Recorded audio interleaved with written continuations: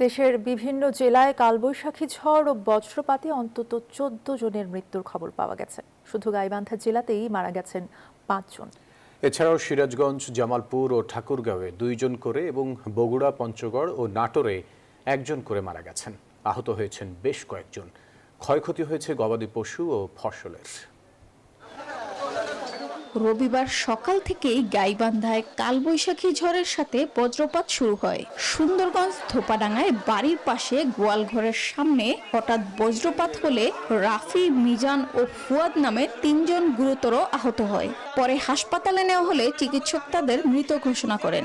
ধোপাডাঙ্গা বজ্রপাতে ৩ জন লোক মারা গেছে, ৪ জন এক জায়গায় ছিল, একজন একটু সুস্থ আর ৩ জনে মারা গেছে। ধোপাডাঙ্গা সুন্দরগঞ্জ থেকে ৪ জন পেশেন্টকে পেয়েছি আমি, যারা বিদ্যুৎস্পৃষ্ট হয়ে এসেছেন।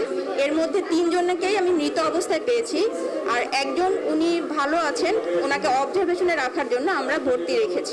এছাড়া জেলার সাঘাটা ও ফুলছড়ি উপজেলায়ও ২ জনের মৃত্যু হয়েছে। মারা গেছে গবাদি পশুও।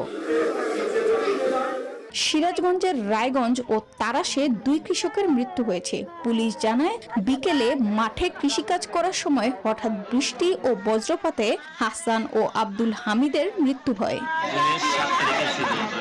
এছাড়া জামালপুর উপজেলার লক্ষ্মীরচর ও মেলান্দহ উপজেলায় কড়াইচড়ায় বজ্রপাতে এক নারী ও এক পুরুষের মৃত্যু হয়েছে।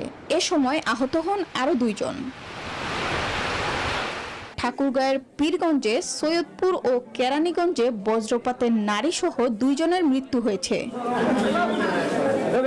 এছাড়া বগুড়ার গাবতলী, নাটোর ও পঞ্চগড়ে ১ জন করে নিহত হওয়ার খবর পাওয়া গেছে। Desk report, news 24।